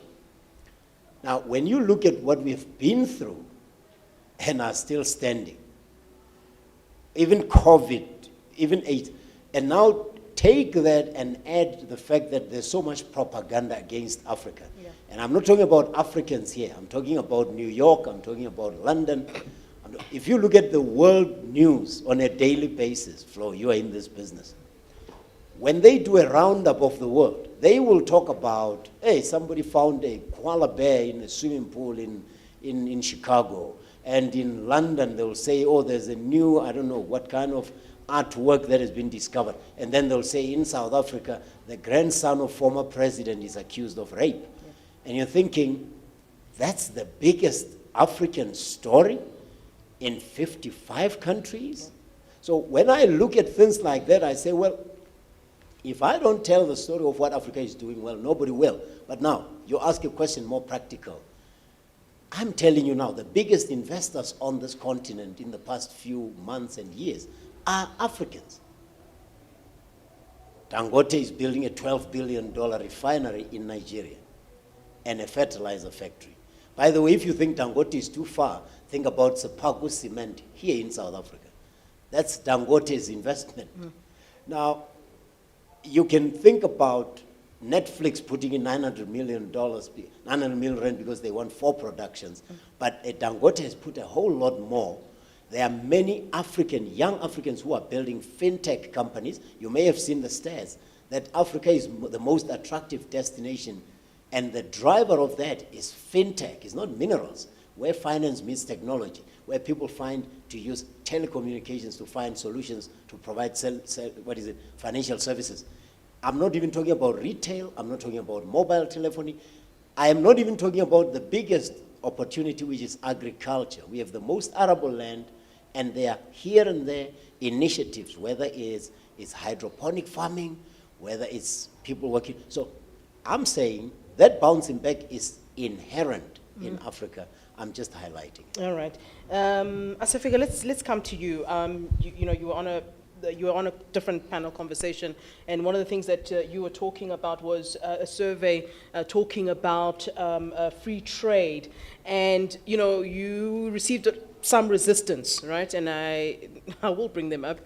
Received some resistance from the group, Ntantalax's group, who believe that you are being too pro this intertrade and opening borders and so forth. Let's talk firstly about that particular survey, and I want to actually link it to this topic that we are having, in terms of the fact that when we're talking about free trade, we're also then talking about Africans trading with each other and making that easier, and perhaps then it would then talk to leveraging on immigration for South Africa's own development and enhanced brand image. I think all of that kind of interlinks and talks to each other. A Dudula campaign, that's what I was looking for. Thanks, Flo, and good afternoon to you all. Just as a way of providing a framework for our understanding, I'd like to just begin by giving a brief overview of Afrobarometer and the work that we do. Yeah. So Afrobarometer is a pan-African, non-partisan survey research network that provides reliable data on African experiences and evaluations of democracy, governance, and quality of life. We started out in the year 1999, working in just 12 African countries, and since then we have expanded to cover close to 40 countries across the continent. Now, in every country in which we conduct our work, we use nationally representative samples of adult citizens. And what that means is that all respondents are randomly selected. The sample is distributed equally across provinces, states, and regions in proportion to their share in the national population. So every adult citizen has an equal chance of being selected. And this method makes our research robust, and certainly it is in line with industry standards for surveys of this nature. We also conduct our interviews face-to-face and in the language of the respondent's choice. Now, why do we do the work that we do? Well, our mission is simple.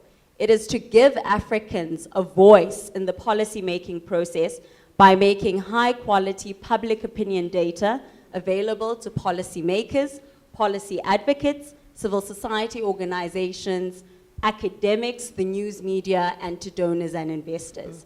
Now, this particular research that I'm going to be speaking on today was conducted between May and June of 2021. And we found in our results that a small majority of South Africans, that is 51%, say that in order to protect its own citizens, the government should restrict the free movement of people and goods. We also found that a large minority, that is 45% of South Africans, say that people living within the region of Southern Africa should be able to move freely across international borders in order to trade and work in other countries. So this research does show us that about half of South Africans do have a negative view towards regional migration and migration more broadly. But it also shows us that the narrative that has been propagated in the media about the overwhelming majority of South Africans being in favor of restricting free movement across borders is overhyped. Yeah. It is not true, in fact. It's very misleading according to what we have come to find. So it suggests to me that there is room for debate because South Africans are almost evenly split. 45% say we should have free movement. 51% say no, we should restrict movement. And in fact, those that were criticizing you in that particular conversation you were having were saying, but they felt that you did not address, and Mr. Dean, I'll also bring you in after this point, Asafika, is that they were saying that, yes, you're talking about immigration, government should, allow free movement of goods and of people, but one of the criticisms that I saw was that you were not addressing the issue of illegal immigration, which is a very sore point to, I suppose, the 51% that you are then referring to. That might then be the issue, and maybe that's what we need to then have a conversation about, because when you're talking about free trade or Africans for Africans or opening borders, the number one or, well, top 5 issues that will come up by people who don't want that, it is the issue of illegal immigration, and then of course they bring in the issue of crime, they bring in the issue of fighting for resources. So how do we then bring that in? Okay, thanks, Flo. I think I'll start here. I want to make very clear that Afrobarometer is not a policy advocacy organization. Yes, I understand that. So we provide the data and we... Step aside. Yes. So we expect that others will take it and make good use of it, right? But why have you probed the issue of illegal immigration? Because that, I mean, to be honest, that is quite an issue in the country. So our question in the survey is very clear, and I think it's very specific, and it doesn't go into what you've just asked me here. So it just asks whether South Africans are open to regional migration. And so that's where we have the 45% versus the 51%, right? And I think that we have seen also in other parts of our survey, because of course we touch on different topics, we have seen that South Africans have consistently said that in their top 5 problems for government to address, there is at the top of the list unemployment. Second is, now I forget, but second is, oh, I forget. But resources? Yes, unemployment tops the list. Okay. So we are very aware, and as South Africans have said it to us repeatedly over a decade, to say unemployment is a big crisis, and we know it. I mean, my colleague here has already mentioned it. So I think that the 51% are also considering that very thing, that we are suffering from stubbornly high rates of unemployment and poverty in this country. So I think that they understand that there is that potential threat of other Africans coming in and maybe, you know, being favored Yeah. for jobs. So we are very aware of that because South Africans have made it unequivocally clear over the past decade in our surveys. All right, Mr. Dean, I want to bring you in there. You touched on the issue of immigration. You said that, you know, we are grappling with immigration issues, and that then directly speaks to what I'm speaking about. In this conversation, while we're speaking about immigration, there is that factor, and I suppose you can freelance on this topic because you can't. But, you know, let's talk about that. The fact that there, you know, one of the problem areas is that of illegal immigration. So we can talk till we're blue in the face about leveraging on immigration for South Africa's image and for South Africa's development. But while we're still grappling with the problems of immigration, as you put it, you know, where do we go? Is there room to maneuver? I think that's where information and narrative is so important.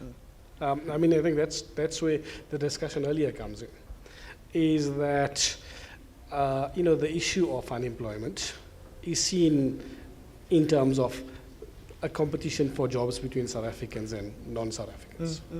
And that's not really the case. You know, the research is, all these researchers seem to point to the fact that, firstly, you know, immigration actually contributes to economic growth. Okay. It contributes to skills transfer, to technology, technological enhancement, and that's one of the issues that where we need more, not just media, but also, I mean, we need to change the narrative. And media is a big part, but also going to where it should be. The churches, for example, you know, it needs to go down. It can't be just us speaking here.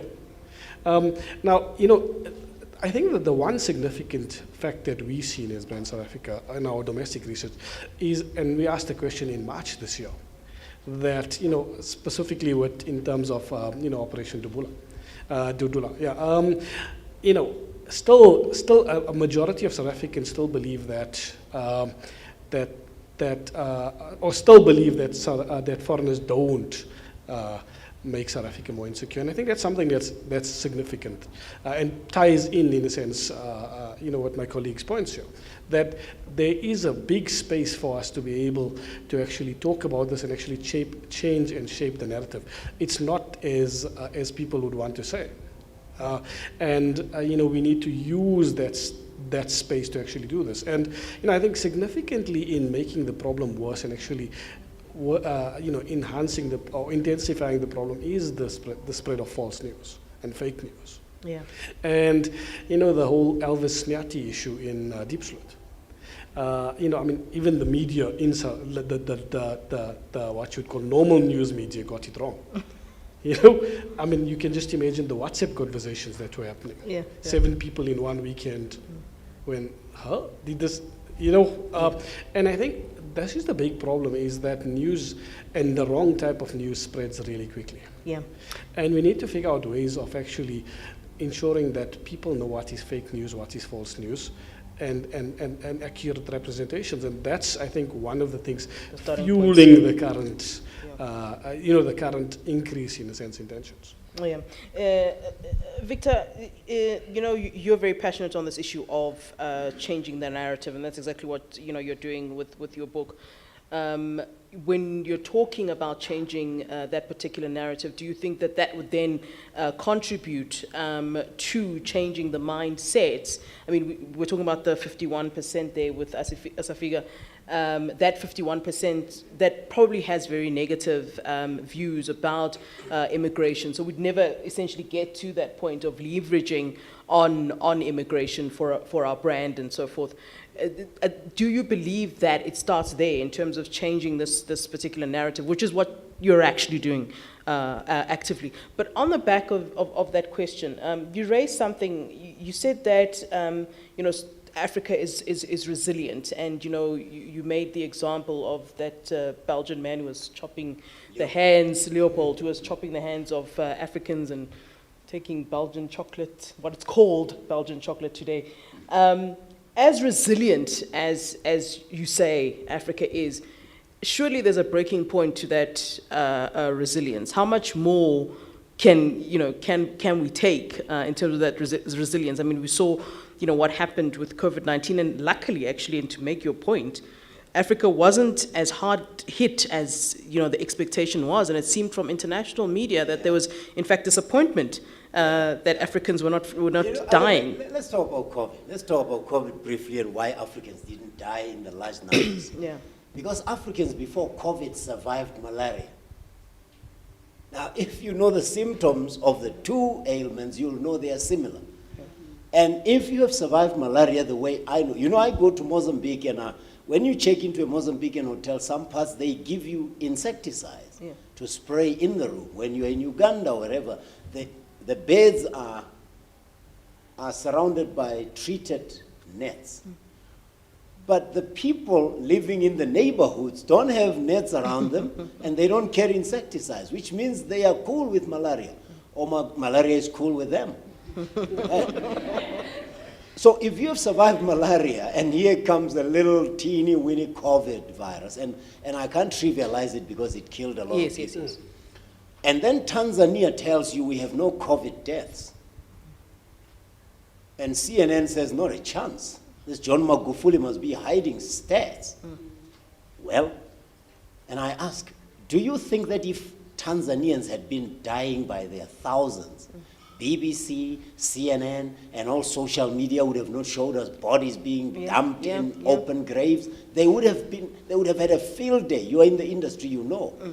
But because John Magufuli said, no, we have our own traditional ways of treating these ailments, no, that doesn't suit the narrative. So when I say narrative, I'm not just talking about people who are ignorant. I'm talking about people who deliberately go out and falsify information. And you say, why? But it's to suit their business interests. And I don't want to get into trouble with pharmaceuticals here. But the story of pharmaceuticals is something that we must explore, find out exactly what role they are playing in changing the narrative you can talk about. So here's the story about changing the narrative. It's not just informing people that Donald Trump was born of immigrant parents, that Henry Kissinger, one of the best secretaries of state that the US ever had because he negotiated the ceasefire in Vietnam, was a refugee, he went to the US fleeing Nazi Germany. They wouldn't know that Arnold Schwarzenegger is Austrian, but he nearly became the president of the United States. They wouldn't know that, as I say, when they buy Sepaku cement, they're buying cement of a Nigerian industrialist.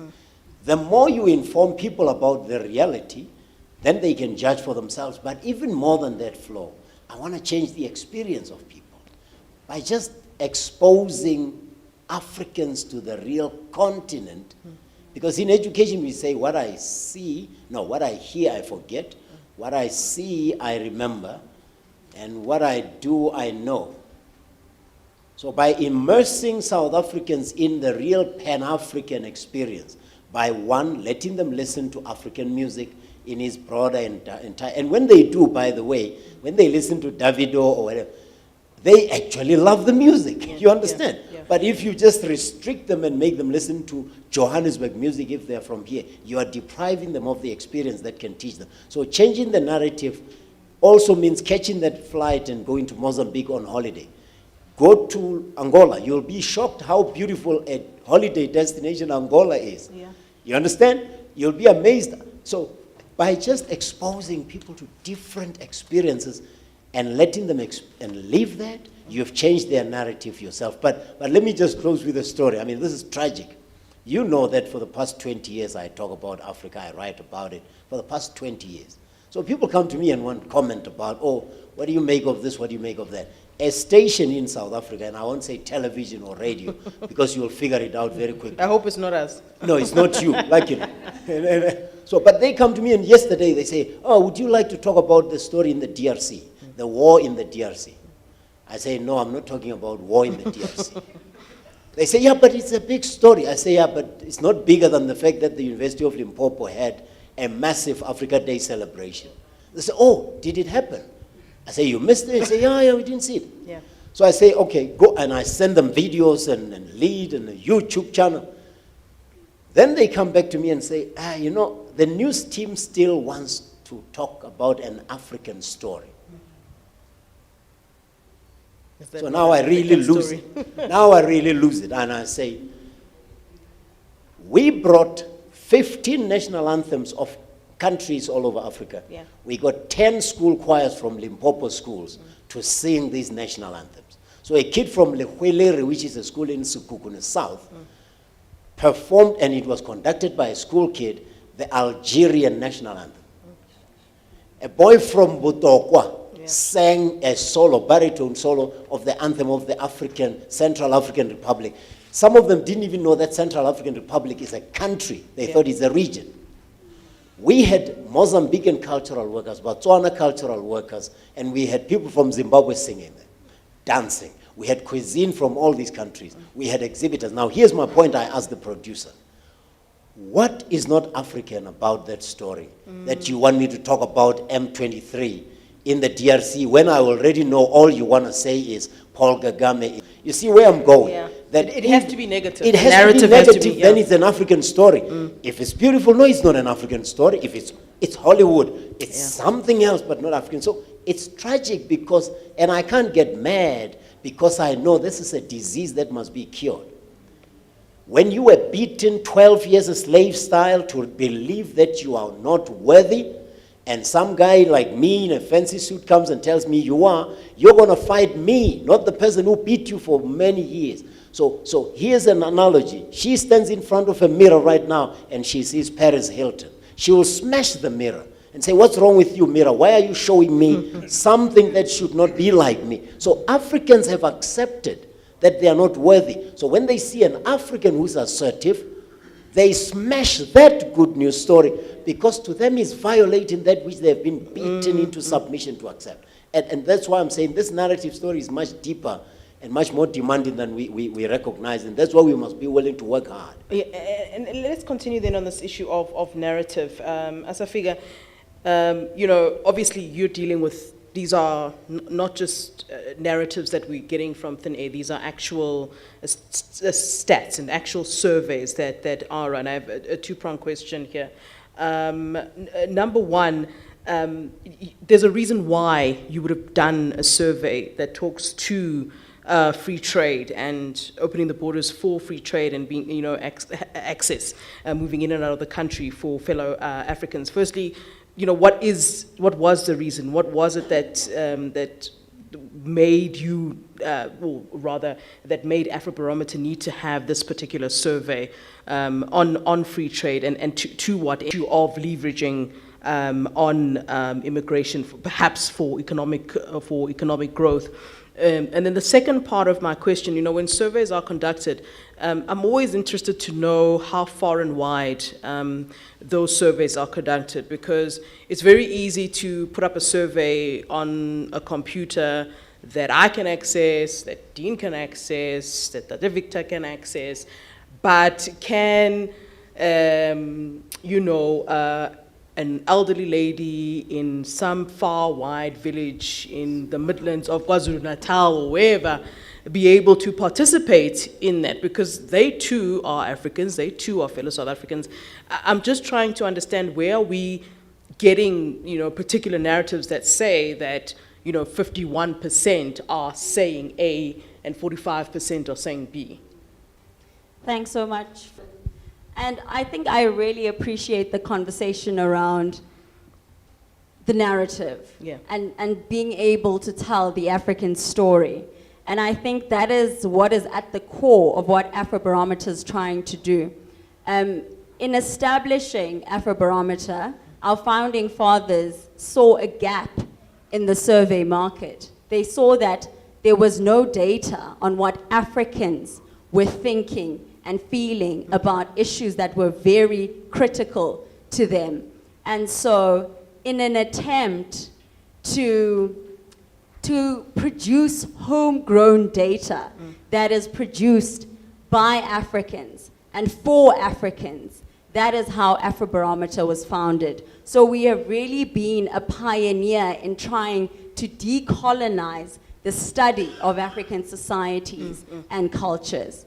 So I must say that we conduct surveys almost every year. So from 1999 to 2001, we've conducted 8 rounds of surveys. And we have a standard questionnaire that we use for all that time, and that we have used for all that time. And that standard questionnaire allows us to compare over time and see the different trends and patterns that have occurred over time. And then we also have a section, because we work all across the African continent, where we allow countries to design country-specific questions that deal specifically with what they are currently facing in their own countries. So we are focused on looking at different issues that have to do with 1, democracy, 2, governance, 3, quality of life. So our standard questionnaire deals with different questions related to those 3 different topics. And so the issue of migration is not a new one, right? And we have been asking this question since round 7, which is about 2015, 16. And we saw that there was a need to have data on what Africans are thinking and feeling regarding moving freely within their continent. And so I presented to you the South African stats. I'd also like to just touch briefly on what we have found across the continent.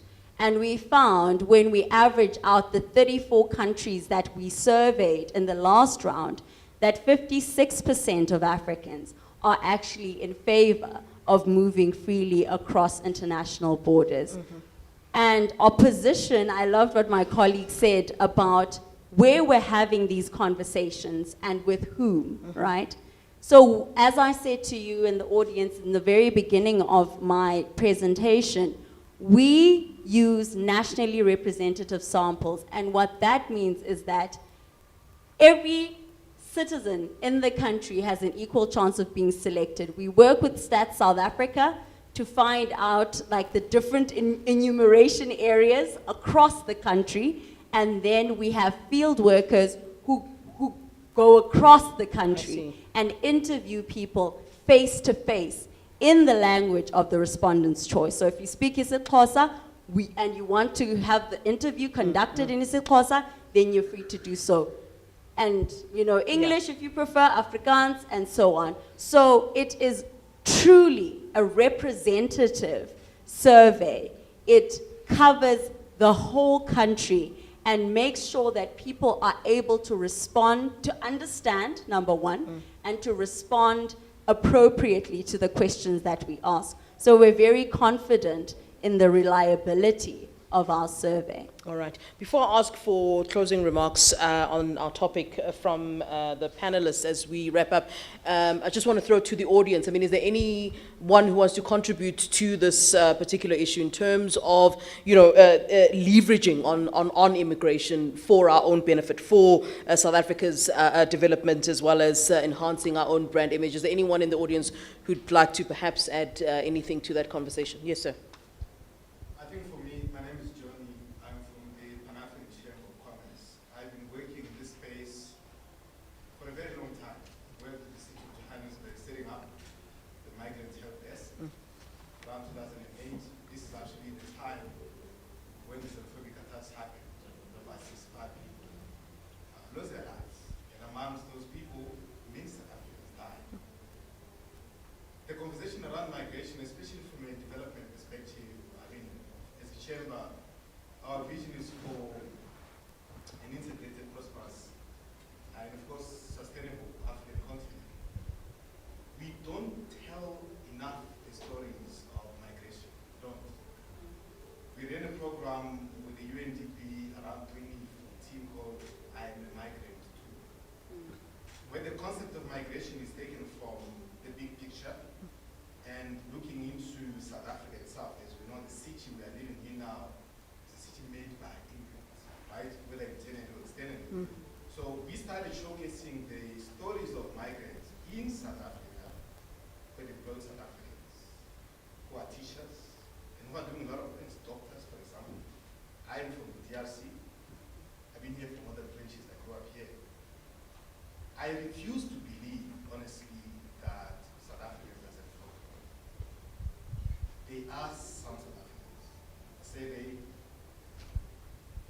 but we don't go around often. You know, we did this program with UNDP where we show a person who came with nothing to South Africa, and as you say, they are stealing your jobs. This person actually has created 3 or 4 jobs. So these stories, as we start telling them more, this is how migration can now contribute to the narrative of they're not just coming here to see jobs, they're actually creating jobs. That's one. Secondly, what's happening around migration happens around Africa and Africans. Victor, the conversation, what you were saying earlier on. But I don't think we've actually spoken enough. So the research that you're coming up with has been presented by a person in the position of power. So we worked with Paxter, who is then mayor, with Masondo is mayor at the time. But when you have a mayor like Mashaba coming in, that conversation actually changes. Yeah. So we need to find those stories. There are so many people from all over the continent in South Africa who are contributing positively. Crime does happen, really. But why would we focus only on that element? It is literally because those who are against migration, who are the minority, they have power. This power is that even on Twitter, if you are pro-migration, they will descend on you. They are bitter. They have no papers. They are, you know. So how do we find these stories? How do we make sure that we can then begin to amplify? So for media, you have the power. You have the stage, you have the universities, but these stories are not told. How will they know if they are not told? How will they know? Yeah, I think it's about ignorance. It's about fear. It's about. There's a lot. Manipulation. We have to amplify the stories from the ground up. Eventually, you will not continue to say they're coming to see it. I've been here. I've never stolen a job from anyone. But I'm not telling this story. You see, I'm not telling my story. Yeah. I've created jobs. I've put young South Africans out of school. I have done a lot of these things. But if this story is not told of how being in South Africa simply means that my own country of birth has lost, right? The fact that my brain is here means that Congo is actually lost. But now, it's America that's benefiting from my brain. It's an African. Which is funny, we don't talk about that brain drain. However, when South Africans are gone somewhere else or Americans come this side, we say that, you know, yeah. So I think you can take, but there's a gentleman, just so that we finish with the audience. Yes, sir. Thank you. Angela Tamo from Bdba-South. Yeah. You know, I like what my brother said, but I do feel that these attacks have somewhat happened in low-skilled or semi-skilled circles. You will not find someone attacked in Sandton in 4 ways. But in these circles where, you know, the brother in the previous session was talking about how some Mozambicans are able to come into South Africa and do a job that is South African within. And how do we then have that conversation about unemployment and be referring to the anti-immigrant sentiment around jobs, and but also not trying to insinuate that South Africans are lazy and are certain jobs Yeah. that they won't be able to Yeah. do. So how do you manage that narrative? And from, you know, I think Ms. Mbao said something quite interesting about the factors that talk to why there's such an anti-immigration sentiment in certain circles, and unemployment being one of them.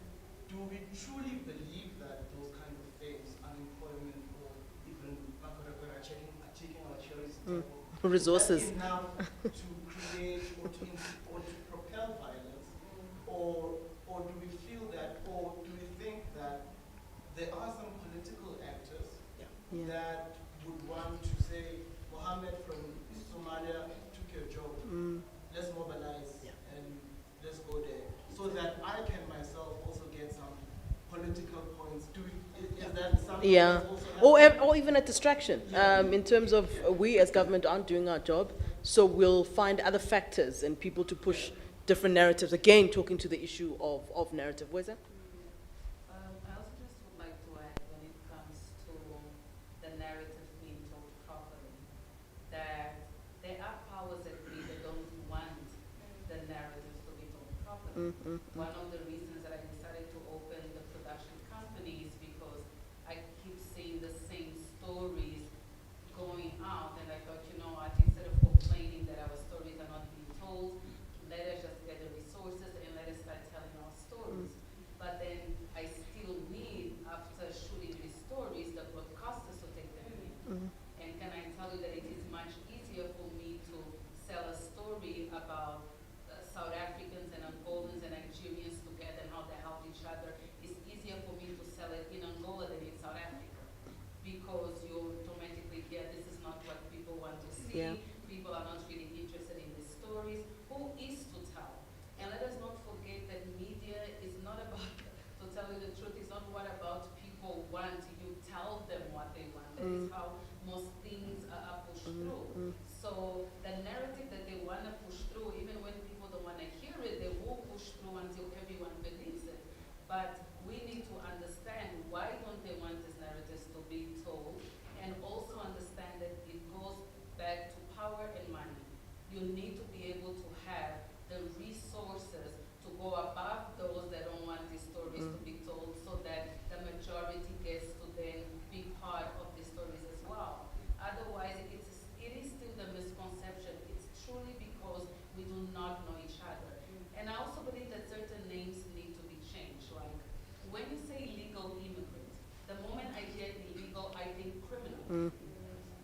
So either non-registered person, you know, the name matters so much in the way that we will view someone.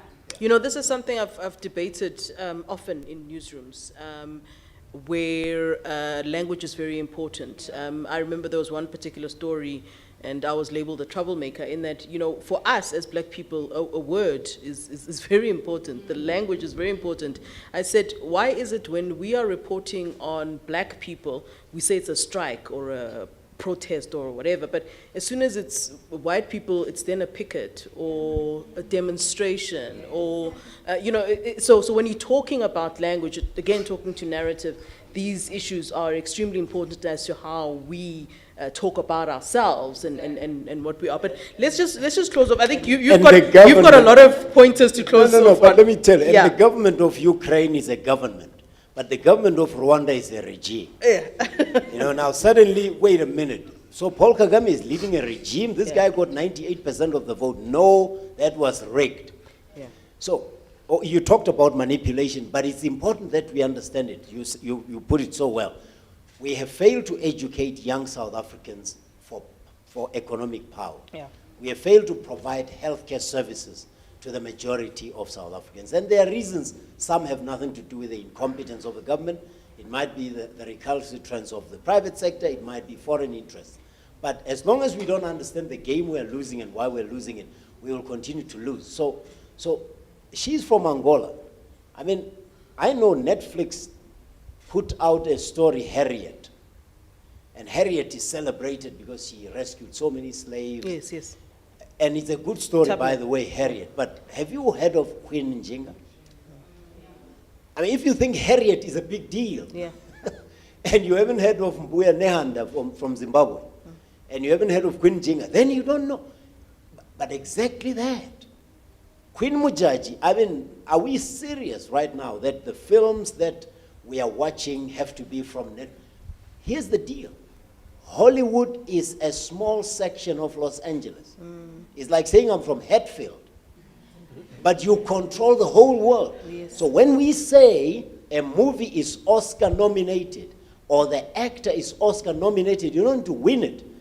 Nomination is good enough, but who is nominating these people? Is the Academy. How many people are in the Academy? You know how many? Does anybody know? Less than 10,000.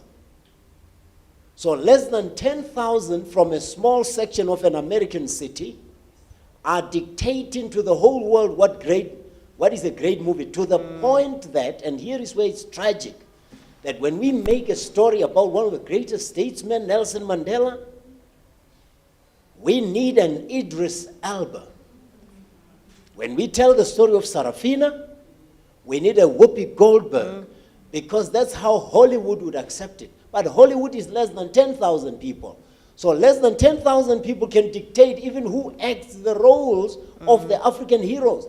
But But guess what? Because we don't appreciate how that organization works, we will continue fighting one another. And while we're fighting one another, including saying these Congolese are taking our jobs, Hollywood benefits from the movies they make, even about Patrice Lumumba. And I saw a movie about Queen Njinga. It's made by a Portuguese producer. Is distributed by a Portuguese film house. Which means even when we try to make one single movie about our heroes, they're still owned by other people. But because we don't investigate enough how this game we are playing and losing is played and organized, we are happy to fight one another and burn one another in shops because we don't even know the facts about the very economy. So when John says, how do we find these stories? I say even, so it's about just let's turn our universities around so that the research we do stops finding roles of this and answers real questions. Let's get that story right, and let's make sure that we fight to tell our stories ourselves. And it sounds simplistic, but unfortunately, it's not going to happen. Nobody's going to do it for us. All right. Thank you. I think that's a great closing remark from you. Asafika, I'll come to you, and then Dean, your closing remarks then, Asafika, on our particular topic today, leveraging on immigration. Of course, you can talk about stats. I know you don't like to go political, but certainly you can talk to your area of expertise. Thanks, Flo. I think I will close by just touching on a point that my colleague made earlier that I didn't have time to elaborate on, which is where we have these conversations and with whom we have these conversations. And I just want to bring in a quick stat here, because in our research, we also found that opposition to the free movement of people across borders is higher in cities than it is in rural areas. And I think that that's a very interesting finding, and it would be great to explore why it is that people in rural areas feel less inclined to support, to be opposed to a free movement. So I think that we need to continue to have the conversation, but also to expand it to spaces outside of rooms like these where, we are very much perhaps of a similar social class, and we perhaps think very similarly. And so I think that that pushback from people who do disagree with us and who don't share the same worldview is very necessary, because I believe it's only through those kinds of engagements that we can begin to challenge one another and to see where the gaps and opportunities are more clearly than perhaps we're able to now. All right, Asafika, thanks Thank you very so much. Dean, closing remarks there? Okay, thanks so much. I also want to touch on a few things. One is, I think it was very interesting, Asafika's statistic on Afrobarometer statistic about the fact that continentally there's also the same problems. That it's just not the South African problem only. The 56% of people support, that means 44% don't support, do not necessarily support free movement. So I think that's one thing, that we're not different from everyone else. We're not special in a sense. The fact that we also do need to account for the fact that, there is a reality at certain levels. People do believe that jobs are being taken, and we need to look at the stats and show the stats and find more better, more creative ways of actually showing how this doesn't happen. The research, the 2019 research by the OECD shows that actually in South Africa, it's not even research just in general, it's research on South Africa which shows immigration actually leads at the provincial level to an increase in living standards, increase in wages, and increase in jobs in the first 10 years. We need to find ways of doing it.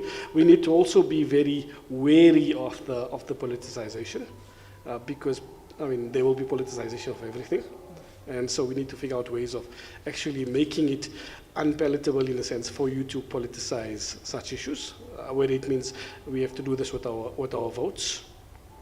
And I think that's one of the things we need to do, what we can do. And I think lastly, we also do need to acknowledge that, South Africa has got some things right. We are ranked highest in Africa in terms of healthcare, in terms of, freedoms, in terms of internet connectivity, and that migration actually is a good thing. It means we're doing things right. And we need to start getting more concerned. When I was looking at that stats in the prelim notes that migration is actually down over the past 5 years, that's actually concerning. More than the fact that there is migration. The fact that we now did drop behind Ghana in Freedom House's Freedom of the World 2022. The fact that, the Mo Ibrahim barometer of African governance puts us now at 6th when we were 4th in the 2015 barometer. So, when migration actually stops, that's when we need to really be concerned. All right. Okay, let me take the opportunity then to thank all of you for being here today, but also specifically my panelists in both the sessions, Asafiga Mpako, Victor Khomeswana, Ibrahim Dean, thanks so very much, and of course, Weza Solange and Ludwia Dean in the previous session. And thanks indeed to Breaking Down Borders as well as Brand South Africa for, in fact, putting us together here today. I'm not the one in charge of closing remarks, so Lerato, I'm putting you back on the spotlight. The program did not have a person who closes, and as a program director for many years, there's always the host who closes. So I'm putting you there.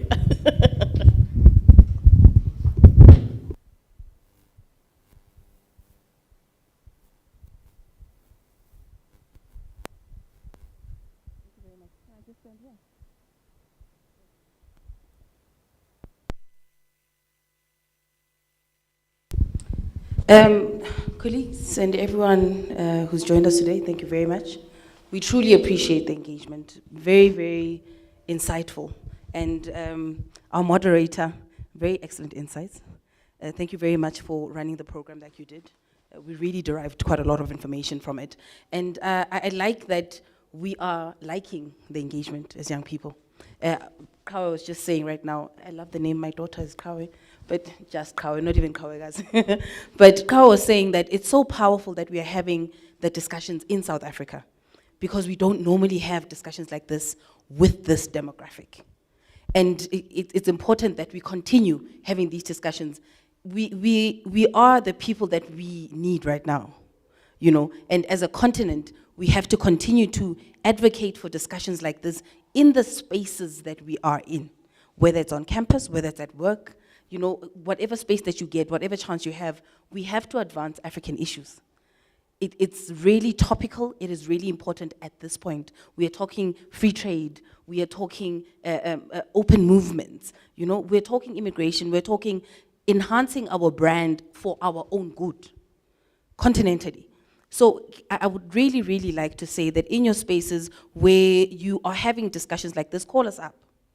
We would always be having an open door to having more discussions of this manner that are insightful, that will help us also, like I said in the beginning, package properly our nation brand reputation, our nation brand issues, and also help us as we table our own theory of leveraging on the nation brand for trade, and for discussions and for collaborations with other African countries.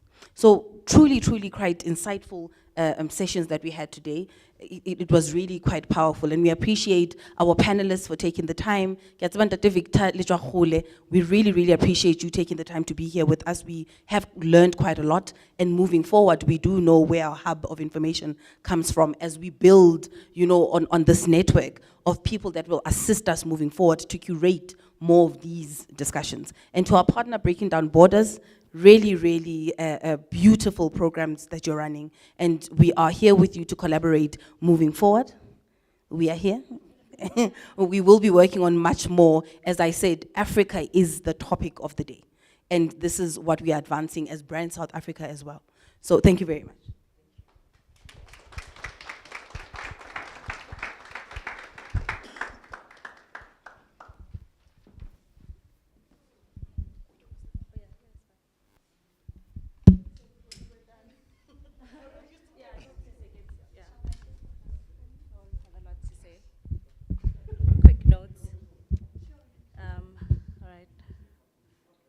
Yeah, I'll try to keep it short. We all have those aunts at home that like to say, oh, sorry. Oh, I was saying we all have those aunts at home that say, I'm gonna just drop 2 words, and they speak for an hour and they go off. So, Flo, thank you so much for helping us, navigate this very intersectional discussion. To our partners at Brand SA, Breaking Down Borders is 7 years old now. If it was a baby, it would be like going off to school. And Brand SA has been with us from the beginning. To our panelists, thank you for your time and your insights. And, you know, we all work in our silos and in our spaces, and it's great for us to find platforms where we can engage and learn from each other. So thank you so much. The only thing I'd really like to add to the conversation from Breaking Down Borders side is, you know, a friend of mine once said, you feel too much, you know, you and your activism, it's gonna kill you one day, you know, because, hey, you feel it just like, you feel it in your heart. And I, you know, responded, and I wasn't aggressive or anything. I just said, I would rather that than be indifferent. Because indifference is how hatred grows.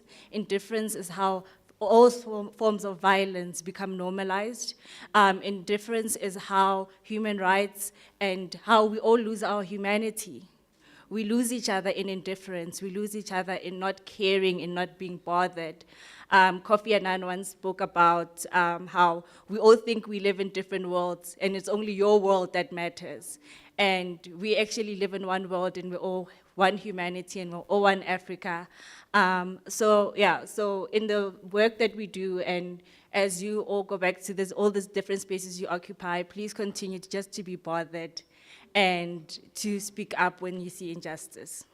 Thank you.